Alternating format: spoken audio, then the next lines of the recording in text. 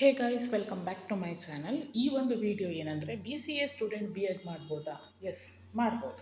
Obviously ಮಾಡ್ಬೋದು. ನಿಮ್ಮ ಹತ್ರ ಡಿಗ್ರಿ ಇದೆ. ಕ್ರೈಟೀರಿಯಾ ಏನಂದರೆ, ಪ್ರಿಸ್ಕ್ರೈಬ್ಡ್ ಯೂನಿವರ್ಸಿಟಿಯಿಂದ 50% ಅಂಕಗಳು. ಅರ್ಥ ಆಯಿತು ಅಂತ ಅಂದ್ಕೊತೀನಿ. 50% ಅಂತ ಅಂದರೆ 6 ಸೆಮಿನ ಎಗ್ರಿಗೇಟ್ 50%ಕ್ಕಿಂತ ಹೆಚ್ಚಿದ್ದು ಅಂಥವರು, ಅಥವಾ 55 ಮೆರಿಟ್ ಬೇಸ್ ಮೇಲೆ ಇರುತ್ತೆ. ಹೆಚ್ಚಿದ್ದಾಗ ನೀವು ಎಲಿಜಿಬಲ್ ಆಗಿರ್ತೀರ. ಇನ್ನು ಅದರಲ್ಲಿ ಗೌರ್ಮೆಂಟ್ ಕೋಟಾ, ಮ್ಯಾನೇಜ್ಮೆಂಟ್ ಕೋಟಾ ಹಲವಾರು ಇದೆ. ಅದನ್ನು ಬೇಕಿದ್ದರೆ ಇನ್ನೊಂದು ಡೀಟೇಲ್ಡ್ ವಿಡಿಯೋ ನಾನು ಮಾಡ್ತೀನಿ. ಈಗ ಒಬ್ಬ ಸ್ಟೂಡೆಂಟಿನ ಕ್ವಶನ್ ಏನಿತ್ತಂದರೆ, ನಾನು ಬಿ ಸಿ ಎ ಸ್ಟೂಡೆಂಟು, ನಾನು ಬಿ ಎಡ್ ಮಾಡಲಿಕ್ಕೆ ಇಂಟ್ರೆಸ್ಟೆಡ್ ಇದ್ದೀನಿ, ಹಾಗಾಗಿ ನಮ್ಮ ಸಬ್ಜೆಕ್ಟ್ಸ್ ಯಾವ ರೀತಿ ಇರ್ಬೋದು ಅಂತ. ನೀವು ಕೇಳಿದ ಕ್ವಶನಿಗೆ ಆನ್ಸರ್ ಏನಂದರೆ, ಸಬ್ಜೆಕ್ಟ್ಸ್ ಎಲ್ಲ ಸೇಮು. ಅಂದರೆ ನಾನೇನು ಔಟ್ಲುಕ್ಕಲ್ಲಿ 4 ಸೆಮ್ಮಿನ ವಿವರ ಕೊಟ್ಟಿದ್ನಲ್ಲ, ಅದೇ ರೀತಿ ಸಬ್ಜೆಕ್ಟ್ ಎಲ್ಲರಿಗೂ ಇರುತ್ತೆ. ಆದರೆ ನಿಮ್ಮ ಸಬ್ಜೆಕ್ಟ್ ಬಿ ಎಡಲ್ಲಿ ಚೇಂಜ್ ಆಗೋದು ಎಲ್ಲಿ ಅಂತ ಆದರೆ, ಬೋಧನಾ ಶಾಸ್ತ್ರದಲ್ಲಿ.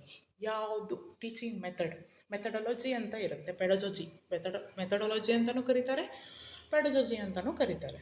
ಸೊ ನಾವೀಗ ಬಿ ಸಿ ಎನ್ನು ನೋಡಿದಾಗ ಮೇನ್ಲಿ ಸೈನ್ಸ್ ಸ್ಟ್ರೀಮ್ ಆಗಿರೋದ್ರಿಂದ, ಸೈನ್ಸ್ ಬೇಸ್ಡಾಗಿ ನಾವು ಈ ಒಂದು ಕೋರ್ಸಲ್ಲಿ, ಬಿ ಎಡ್ ಕೋರ್ಸಲ್ಲಿ ಉಳ್ಕೊತೀವಿ. ಯಾಕೆ ಅಂತ ಕೇಳ್ಬೋದು. ಬಿ ಸಿ ಎ ಮೇನಾಗಿ ಯಾರಪ್ಪ ಮಾಡ್ತಾರೆ ಅಂದರೆ, ಸೈನ್ಸ್ ಪಿ ಯು ಅಲ್ಲಿ ಸೈನ್ಸ್ ಸ್ಟ್ರೀಮ್ ಅವರು. For example P C M B ತೊಗೊಂಡಿರ್ಬೋದು, ನೀವು ಪಿ ಯು ಸಿಯಲ್ಲಿ P C M C S ತೊಗೊಂಡಿರ್ಬೋದು. ಈ ಒಂದು ಕಾಂಬಿನೇಷನ್ ಮೇನಾಗಿ ಈ ಒಂದು ಇದರಲ್ಲಿ ನೋಡೋದಾದರೆ, ಈ ಒಂದು ಕಾಂಬಿನೇಷನ್ ಅವರು ಬಿ ಸಿ ಎ ಕೋರ್ಸನ್ನು ನೀವು ಅಪ್ಲೈ ಮಾಡಿರ್ತೀರ ಮೋಸ್ಟ್ಲಿ, ಮೋಸ್ಟ್ ಪ್ರೊಬ್ಯಾಬ್ಲಿ. ಆ್ಯಂಡ್ ಇನ್ನೊಂದೇನೆಂದರೆ, ಬಿ ಸಿ ಎದವ್ರನ್ನ ನೀವು B C A M C A ಮಾಡಿ ಇಂಜಿನಿಯರಿಂಗ್ ಕಾಲೇಜು ಅಥವಾ ಇನ್ನೂ ಹಲವಾರು ಕಾಲೇಜು, ಡಿಗ್ರಿ ಲೆವೆಲ್ ಕಾಲೇಜಿಗೆ ಟೀಚಿಂಗ್ ಮಾಡ್ತೀರ. ಇನ್ನು ಈ ಬಿ ಎಡಿಗೆ ಹೇಗೆ ನಿಮ್ಮ ಒಂದು ಸಬ್ಜೆಕ್ಟ್ಸ್ ಅಪ್ಲೈ ಆಗುತ್ತೆ? ಬಿ ಸಿ ಎಲ್ಲಿ ಮ್ಯಾಥಮೆಟಿಕ್ಸ್ ಕಲ್ತಿರ್ತೀರ, ಆಬ್ವಿಯಸ್ಲಿ ಮ್ಯಾಥ್ಸ್ ಒಂದು ಪೇಪರಾಗಿ ಇದ್ದೇ ಇರುತ್ತೆ. ಸೊ ನಿಮ್ಮ ಮೆಥಡಾಲಜಿ ಮೇನಾಗಿ ಫಿಸಿಕ್ಸ್, ಮ್ಯಾಥ್ಸ್ ಆಗಿರುತ್ತೆ. ಯಾಕೆ ಅಂತ ಕೇಳ್ಬೋದು.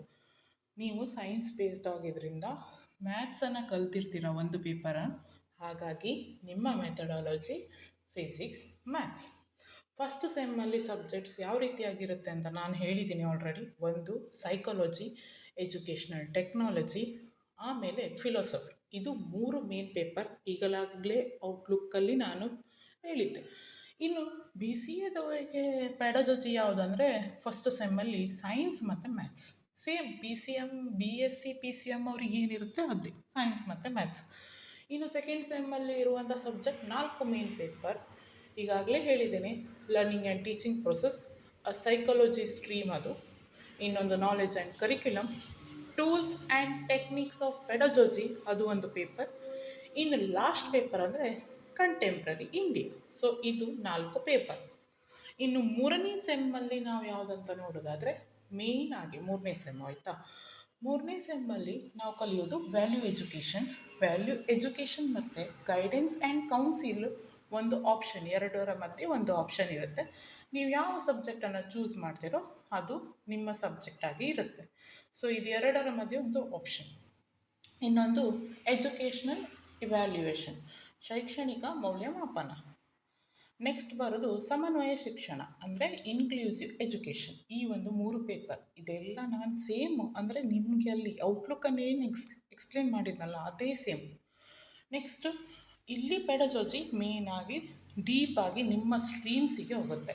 ಯಾವುದಪ್ಪ 2 ಪೆಡಜಾಜಿ ಅಂದರೆ ಫಿಸಿಕ್ಸ್ ಮತ್ತು ಮ್ಯಾಥಮೆಟಿಕ್ಸ್ ನಿಮಗೆ, ಆಯಿತಾ. ಇನ್ನೂ ತನಕ ಕಂಪ್ಯೂಟರ್ ಅನ್ನೋ ಪೆಡಜಾಜಿ ಪೇಪರ್ ಬರಲಿಲ್ಲ. ಬಂದರೆ ನಿಮಗೆ ಕಂಪ್ಯೂಟರ್ ಅನ್ನೋದು ಅಪ್ಲೈ ಆಗುತ್ತೆ. ಇನ್ನೂ ತನಕ ಆ ಒಂದು ಪೇಪರ್ ನಮ್ಮ ಒಂದು ಪ್ರಿಸ್ಕ್ರೈಬ್ಡ್ ಯೂನಿವರ್ಸಿಟಿಯಲ್ಲಿ ಇಲ್ಲ. ಮುಂದೆ ಮೇ ಬಿ ಇಂಪ್ಲಿಮೆಂಟ್ ಮಾಡಬಹುದು, ಆಯಿತಾ. ಇನ್ನು 4ನೇ ಸೆಮ್, ಅದೇನು ನಾನು ಹೇಳಿದ್ದೆ ಅಲ್ಲ, ಸೇಮ್ ಅಡ್ಮಿನಿಸ್ಟ್ರೇಷನ್ ಪೇಪರ್ಸು, ಅದೇ ಔಟ್ಲುಕ್ಕಲ್ಲಿರುವಂಥ ಸೇಮು. ನಿಮ್ಮ ಮೆಥಡ್ಸ್ ಮಾತ್ರ ಫಿಸಿಕ್ಸು, ಮ್ಯಾಥ್ಸ್. ಹೋಪ್ ನಾನು ನಿಮಗೆ ಇದನ್ನು ಕ್ಲಿಯರ್ ಮಾಡಿದ್ದೀನಿ ಅಂತ ಅಂದ್ಕೊತೀನಿ. ಇನ್ನು ನೀವು ಒಂದು ಕ್ವಶನ್ ಮಾಡ್ಬೋದು, ಜಾಬ್ ಆಪರ್ಚುನಿಟಿ ಹೇಗೆ, ನಮಗೇನು ಜಾಬ್ ಸಿಗ್ಬೋದು ಅಂತ. ಪ್ರಸ್ತುತ ವಿದ್ಯಮಾನದಲ್ಲಿ ನೋಡೋದಾದರೆ, ಪಿ ಯು ಸಿ ಲೆವೆಲ್ ತನಕನೂ ಬಿ ಎಡ್ ಕಂಪಲ್ಸರಿ ಅಂತಲೇ ಬಂದಿದೆ. ಇನ್ನು ಪಿ ಯು ಸಿ ಲೆಕ್ಚರ್ಸು ಎಷ್ಟೋ ಜನ ಲೆಕ್ಚರಿಂಗ್ ಮಾಡ್ತಾ ಇದ್ರೂ, ಎಕ್ಸ್ಪೀರಿಯೆನ್ಸ್ ಆಗಿದ್ರೂ ಕೂಡ ಬಿ ಎಡ್ ಮಾಡಲಿಕ್ಕೆ ಬರ್ತಾಯಿದ್ದಾರೆ. B Ed is a very good course. ಯಾಕೆ ಅಂತ ಕೇಳ್ಬೋದು. ತುಂಬ ವರ್ಕ್ಸ್ ಇರುತ್ತೆ, ಅದೆಲ್ಲ ಸೆಕೆಂಡರಿ. ಆದರೆ ಒಬ್ಬ ಟೀಚರಾಗಿ ನೀವು ನಿಂತು ಮಾತಾಡಲಿಕ್ಕೆ ನಿಮಗೆ ಬೇಕಾದಂತಹ ಸ್ಕಿಲ್ಸನ್ನು ಕಲಿಸ್ಕೊಡ್ಲಿಕ್ಕಿರುವಂಥ ಒಂದು ಟ್ರೈನಿಂಗ್ ಪ್ರೋಗ್ರಾಮ್ ನಾನು ಹೇಳೋದಾದರೆ, ಆಯಿತಾ. ಇನ್ನು ಹೇಗೆ BCAದವ್ರಿಗೆ ಜಾಬ್ ಆಪರ್ಚುನಿಟೀಸ್ ಹೇಗೆ ಅಂತ ನೋಡೋದಾದರೆ, ಈ ರೆಸಿಡೆನ್ಷಿಯಲ್ ಸ್ಕೂಲ್ಸಲ್ಲಿ ಮುರಾರ್ಜಿ, ಕಿತ್ತೂರು ರಾಣಿ ಚೆನ್ನಮ್ಮ ಹೀಗೆ ಹಲವಾರು ರೆಸಿಡೆನ್ಷಿಯಲ್ ಗೌರ್ಮೆಂಟ್ಸ್ ಅಂಡರಲ್ಲಿ ಬರುವಂತಹ ಸ್ಕೂಲ್ಸ್ ಇವೆ. ಆ ಸ್ಕೂಲ್ಸಲ್ಲಿ ಕಂಪ್ಯೂಟರ್ ಒಂದು ಸಬ್ಜೆಕ್ಟ್ ಆಗಿ ಇದೆ. ನೀವು ಕಂಪ್ಯೂಟರ್ ಸಬ್ಜೆಕ್ಟನ್ನು ಮಕ್ಕಳಿಗೆ ಟೀಚ್ ಮಾಡಬಹುದು. ಸೊ ಒಂದು ಪೋಸ್ಟು ಪ್ರತಿಯೊಂದು ಸ್ಕೂಲಲ್ಲೂ ಒಂದು ಪೋಸ್ಟ್ ಕಂಪ್ಯೂಟರ್ ಇದ್ದೇ ಇರುತ್ತೆ. ರೆಸಿಡೆನ್ಷಿಯಲ್ ಸ್ಕೂಲಲ್ಲಿ ಮಾತ್ರ ಅದನ್ನು ಕರೀತಾರೆ. ಕಂಪ್ಯೂಟರ್ ಕೋರ್ಸನ್ನು ಫುಲ್ಫಿಲ್ ಮಾಡಲಿಕ್ಕೆ BCA ಸ್ಟೂಡೆಂಟ್ಸನ್ನು ಅವರು ತಗೊಳ್ತಾರೆ. ಈಗಿನ ಇದು ಒಂದು ನೋಡೋದಾದರೆ BCA ಆದವ್ರನ್ನ ಕೂಡ ತಗೊಳ್ತಾರೆ. B.Ed ಬೇಕಂತ ಇಲ್ಲ, ಆದರೂ B.Ed ಮಾಡಿ. ಯಾಕೆ ಅಂದರೆ ನಿಮ್ಮ ಸ್ಕಿಲ್ಸ್ ಡೆವಲಪ್ ಆಗಲಿಕ್ಕೆ B.Ed ಈಸ್ ವೆರಿ ಇಂಪಾರ್ಟೆಂಟ್, ಆಯಿತಾ. ಇನ್ನು ನೀವು ಕೇಳ್ಬೋದು ಹೇಗೆ ಅಪಾಯಿಂಟ್ಮೆಂಟ್ ಎಲ್ಲ ಹೇಗಾಗ್ಬೋದು ಏನು ಅಂತ. ಸೇಮ್ ಪ್ಯಾಟರ್ನ್ TET ಕ್ಲಿಯರ್ ಮಾಡಲೇಬೇಕು ಎಲ್ಲರೂ. ನೆಕ್ಸ್ಟ್ ರೆಸಿಡೆನ್ಷಿಯಲ್ ಸ್ಕೂಲು ಕರ್ನಾಟಕ ಅಂಡರಲ್ಲಿ ಮುರಾರ್ಜಿ ದೇಸಾಯಿ ಬರುತ್ತೆ, ಕರ್ನಾಟಕ ಗೌರ್ಮೆಂಟ್ ಅಂಡರಲ್ಲಿ. ಸೊ ಅದನ್ನು ನೀವು ಅಪ್ಲೈ ಮಾಡಿದಾಗ ಅಲ್ಲಿ ಒಂದು ಕಂಪ್ಯೂಟರ್ ಶಿಕ್ಷಕರ ಪೋಸ್ಟು ಇದ್ದರೆ ನಿಮಗೆ ಅದು ಲಭ್ಯವಾಗುತ್ತೆ. ಸಬ್ಜೆಕ್ಟು ಆಮೇಲೆ ನೀವು ಮ್ಯಾಥ್ಸ್ ಕೂಡ ಕಲಿಸ್ಬೋದು. ಕಂಪ್ಯೂಟರ್ ಜೊತೆ ಮ್ಯಾಥ್ಸ್ ಕೂಡ ಕಲಿಸ್ಬೋದು. ಮ್ಯಾಥ್ಸ್ ಪೆಡಾಲಜಿ ಓದಿರ್ತೀರ, ಮ್ಯಾಥ್ಸ್ ನೀವು ಓದಿರ್ತೀರ. ಸೊ ಮ್ಯಾಥ್ಸ್ ಕೂಡ ಕಲಿಸ್ಬೋದು, ಕಂಪ್ಯೂಟರ್, ಮ್ಯಾಥ್ಸ್, ಈವನ್ ಫಿಸಿಕ್ಸ್ ಕೂಡ ಕಲಿಸ್ಬೋದು. ಸೊ 3 ಸಬ್ಜೆಕ್ಟ್ ನಿಮಗೆ ದೊರಕುತ್ತೆ. ಈಗ ಲೋಕಲಾಗಿ ಕೆಲವೊಂದು ಸ್ಕೂಲ್ಸಲ್ಲಿ BCA ಮಾಡಿದವರನ್ನು ಕಂಪ್ಯೂಟರ್ ಇದಕ್ಕೆ ತಗೊಳ್ತಾರೆ, ಕಂಪ್ಯೂಟರ್ ಸಬ್ಜೆಕ್ಟಿಗೆ. ಸೊ ಹಾಗಾಗಿ ನಿಮ್ಮ ಜಾಬ್ ಆಪರ್ಚುನಿಟೀಸ್ ಇದು. ಇನ್ನು ಡಿಗ್ರಿ ಲೆವೆಲ್, ಕಾಲೇಜ್ ಲೆವೆಲ್ಲೆಲ್ಲ ನೀವು ಕಲಿಸ್ಲೇಬೋದು. MCA ಮಾಡಬೇಕಾದ್ರೆ BCA ಮಾಡಿ MCA ಮಾಡಿದ್ರೆ ನೀವು ಡಿಗ್ರಿ ಕಾಲೇಜ್ ಲೆವೆಲಲ್ಲಿ ಕೂಡ ಟೀಚ್ ಮಾಡ್ಬೋದು. ಇನ್ನು ಮುಂದಿನ ದಿನದಲ್ಲಿ ಈ BBA BCA ಮಾಡಿದವರಿಗೆಲ್ಲ B.Edಲ್ಲೂ ಕೂಡ ನೆಕ್ಸ್ಟ್ ಲೆವೆಲ್ ಆಪರ್ಚುನಿಟಿ ಕೊಟ್ಟು ಸಬ್ಜೆಕ್ಟ್ಸನ್ನು ಅಲೌಟ್ ಮಾಡ್ಬೋದು, ನಿಮ್ಮದೇ ಸಬ್ಜೆಕ್ಟ್ಸನ್ನು ತರ್ಬೋದು. ಆದರೆ ಇಲ್ಲಿವರೆಗೆ ನಿಮ್ಮದೇ ಸಬ್ಜೆಕ್ಟ್ಸ್ ಇಲ್ಲಿ ಇಲ್ಲ B.Edಲ್ಲಿ. ಅಂದರೆ ಕಂಪ್ಯೂಟರ್ ಒಂದು ಮೆಥಡಾಗಿ ಯಾವುದೇ ರೀತಿ ಸಬ್ಜೆಕ್ಟ್ ಇಲ್ಲ.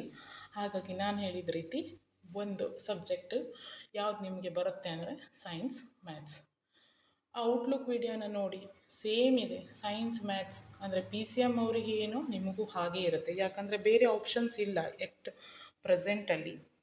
ಸೊ ಹಾಗಾಗಿ ಜಾಬ್ ಆಪರ್ಚುನಿಟೀಸ್ ನಾನು ಈಗಾಗಲೇ ಹೇಳಿದ್ದೇನೆ ಏನಂತ. ಜಾಬ್ ಆಪರ್ಚುನಿಟೀಸ್ ಇದೆ, ಆದರೆ ತುಂಬ ಕಡಿಮೆ ಇದೆ, ಆಬ್ವಿಯಸ್ಲಿ ಕಡಿಮೆ ಇದೆ. ಒಂದು ಸ್ಕೂಲಿಗೆ ಒಂದು ಕಂಪ್ಯೂಟರ್ ಟೀಚರ್, ಆಯಿತಾ. ಅದು ರೆಸಿಡೆನ್ಷಿಯಲ್ ಸ್ಕೂಲಲ್ಲಿ ಮೇನಾಗಿ ತಗೊಳ್ತಾರೆ.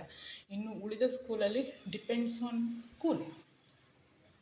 ಮತ್ತು ಗೌರ್ಮೆಂಟ್ ವತಿಯಿಂದ ಈ ಗೌರ್ಮೆಂಟ್ ಸ್ಕೂಲಿಗೆ ಯಾವ ರೀತಿ ಅಪಾಯಿಂಟ್ಮೆಂಟ್ ಆಗುತ್ತೆ ಅಂತ ಗೊತ್ತಾಗ್ತಿಲ್ಲ. ಯಾಕಂದರೆ ಇರೋ ಒಂದು ಸ್ಪೇಸನ್ನೇ ಅವ್ರು ತುಂಬ್ತಾ ಇಲ್ಲ, ಇರೋ ಒಂದು ಟೀಚರ್ಸ್ ಪೋಸ್ಟನ್ನು, ಮೇನ್ ಸಬ್ಜೆಕ್ಟನ್ನು. ಸೊ ಕಂಪ್ಯೂಟರಿಗೆ ತುಂಬ್ತಾರೆ ಅನ್ನೋದು ಡೌಟ್. ಹಾಗಾಗಿ ನಿಮಗೆ ನಾನೀಗ ಎಕ್ಸ್ಪ್ಲೇನ್ ಮಾಡೋದು ಹಾಗೆ B.Ed ಮೇಯ್ನಾಗಿ B.Edಲ್ಲಿರುವಂಥ ಸಬ್ಜೆಕ್ಟ್ ಇದು. ಈಗ ಪ್ರೆಸೆಂಟ್ ಆಯಿತಾ. ಮುಂದೆ ಚೇಂಜ್ ಆಗ್ಬೋದು, ಯೂನಿವರ್ಸಿಟಿಯಿಂದ ಏನಾದರೂ ಚೇಂಜಸ್ ಆದರೆ ನಾನು ಕೂಡ ಅಪ್ಡೇಟ್ ಮಾಡ್ತೀನಿ. ನಿಮ್ಮಲ್ಲಿ ಇನ್ನೇನಾದರೂ ಡೌಟ್ಸ್ ಇದ್ದರೆ ಪ್ಲೀಸ್ ಕಮೆಂಟ್ ಮಾಡಿ, ನಾನು ವೀಡಿಯೋಸನ್ನು ಅಪ್ಲೋಡ್ ಮಾಡ್ತೀನಿ. ಸೊ ಈ ವಿಡಿಯೋ ಇಷ್ಟ ಆದರೆ ಯಾರಿಗೆ ನೀಡಿದೆ ನೋಡಿ, ನನಗೆಷ್ಟು ಗೊತ್ತು ಅಷ್ಟನ್ನು ನಾನು ನಿಮ್ಮ ಹತ್ರ ಶೇರ್ ಮಾಡಿದ್ದೇನೆ. ಯಾರಿಗೆ ನೀಡಿದೆ ಅವರಿಗೆ ಕೂಡ ಶೇರ್ ಮಾಡಿ. ಮುಂದೆ ವೀಡಿಯೋಸ್ ನಾನು ಹಾಕ್ತೀನಿ, ಆಬ್ವಿಯಸ್ಲಿ ಹಾಕ್ತೀನಿ. ಇನ್ನೂ ಡೌಟ್ಸ್ ಇದ್ದರೆ ಪ್ಲೀಸ್ ಕಮೆಂಟ್ ಮಾಡಿ. ಹೋಪ್ಸೋ ನಾನು ನಿಮ್ಮ ಡೌಟನ್ನು ಕ್ಲಿಯರ್ ಮಾಡಿದ್ದೀನಿ ಅಂತ ಅಂದ್ಕೊಳ್ತಾ ಇದ್ದೀನಿ. Thank you for watching. ಮುಂದೆ ಯಾವುದಾದ್ರೂ ವೀಡಿಯೋ ಬೇಕಿದ್ದಲ್ಲಿ ಪ್ಲೀಸ್ ಕಮೆಂಟ್ ಮಾಡಿ. Thank you.